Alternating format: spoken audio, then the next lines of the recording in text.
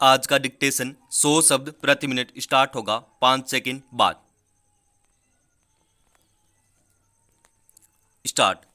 नेत्रदान की महत्ता को समझते हुए 10 जून को हर वर्ष अंतर्राष्ट्रीय नेत्रदान दिवस के रूप में मनाया जाता है। आंखें स्वस्थ न हों तो संसार की सारी खूबसूरती बेमानी लगती है। फिर भी हम अपनी आँखों का पर्याप्त ख्याल नहीं रख पाते। कई बार देखा गया है आँख में धूल अथवा अन्य किसी कारण से एलर्जी हो जाती है तो हम कितने बेचैन हो जाते हैं। इसलिए यह सच ही कहा गया है कि आँख है तो जहान है। कोरोना काल में नेत्रदान, देहदान और आर्गन ट्रांसप्लांट बंद है। इस दौरान घर जाकर किसी मृतक का नेत्र लेने पर रोक है। हालांकि national programme for control of blindness की ओर से जारी गाइडलाइन के अनुसार यदि अस्पताल में किसी की मौत होती है और वह कोरोना निगेटिव है तो उसका कॉर्निया लिया जा सकता है। हमारे सभी धर्मों में दया, परोपकार जैसी मानवीय भावनाएं सिखाई जाती हैं। यदि हम अपने नेत्रदान करके मरणोपरांत किसी की निष्काम सहायता कर सकें तो हम अपने धर्म का पालन करेंगे, क्योंकि इसमें कोई भी स्वार्थ नहीं है।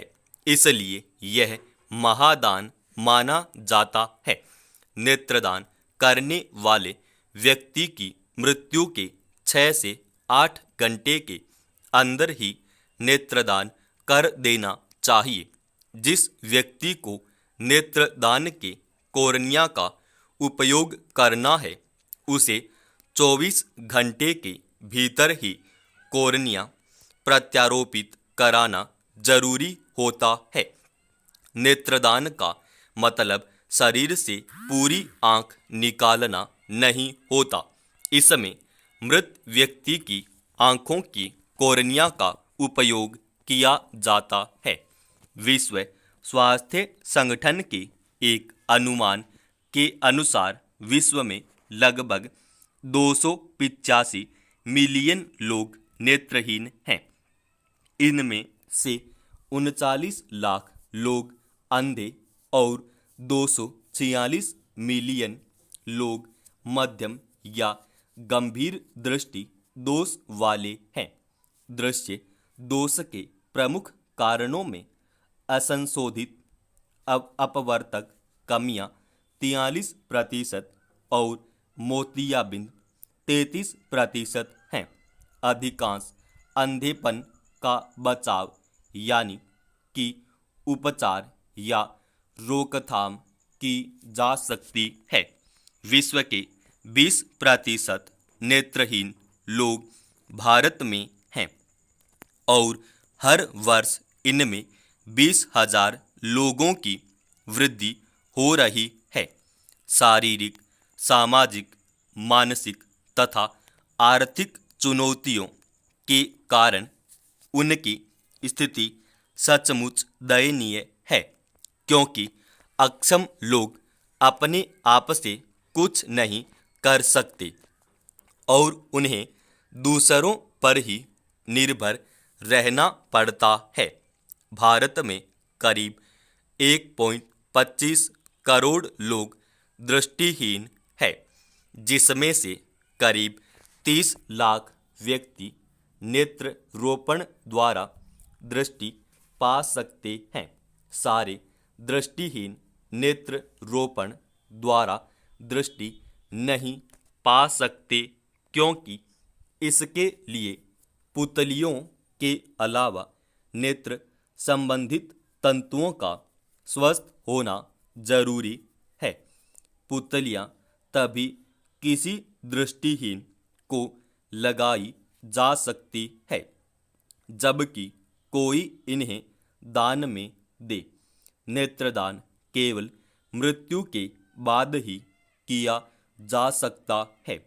देश में हर साल 80 से 90 लाख लोगों की मृत्यु होती है, लेकिन नेत्रदान 25,000 के आसपास ही होता है। मृत्यु के बाद एक व्यक्ति 4 लोगों को रोशनी दे सकता है।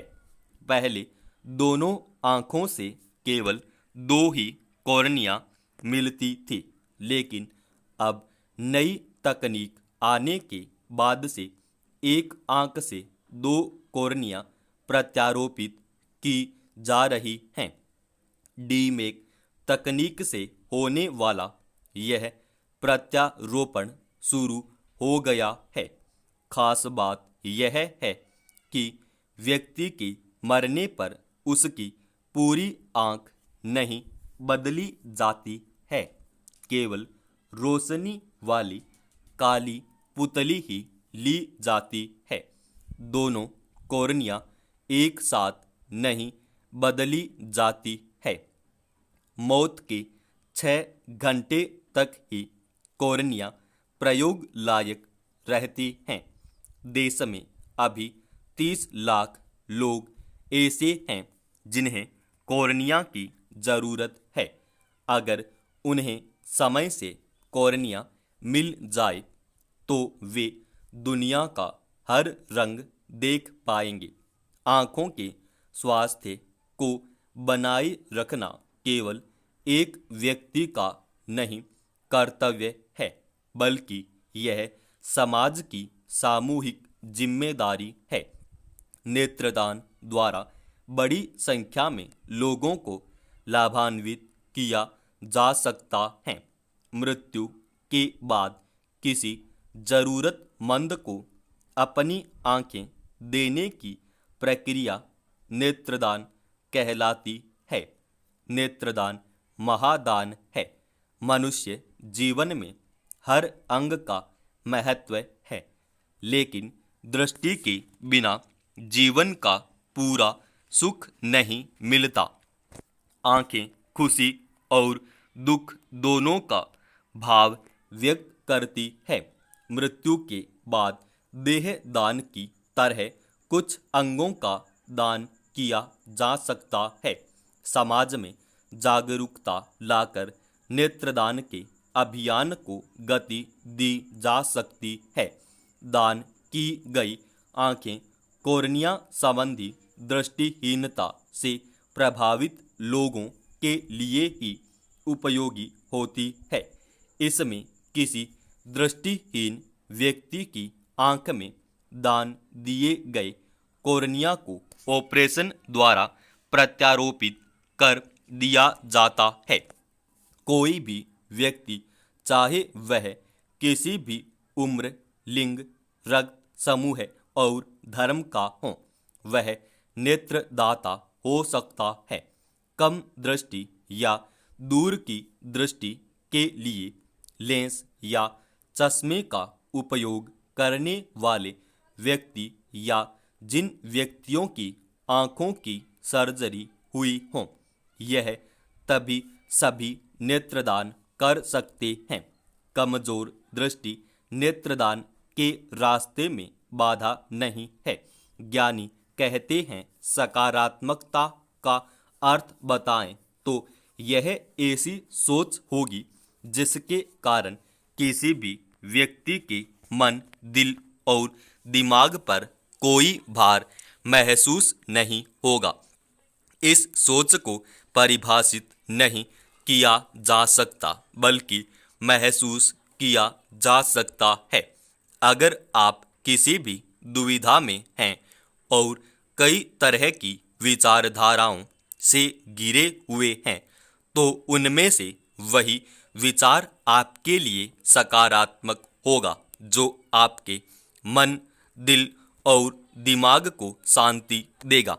मनोवैज्ञानिक रूप से अगर कोई व्यक्ति स्वस्थ है और खुश है, तो इस तरह के व्यक्ति को किसी भी तरह की बीमारी नहीं होती, तो सकारात्मक सोच जिस तरह से व्यक्ति के दिल और दिमाग को शांत करती है, उसी तरह से व्यक्ति के शरीर को भी स्वस्थ रखती है। सकारात्मक सोच एक शक्ति, एक शस्त्र है जो भगवान ने हमें दिया। इसका प्रयोग कर हम बड़े से बड़े युद्ध में विजय प्राप्त कर सकते हैं। जीवन में हमें कई तरह की परेशानियां आती है। ऐसा कोई नहीं है जिसके जीवन में कोई कठिनाई परेशानी न हो। समाप्त।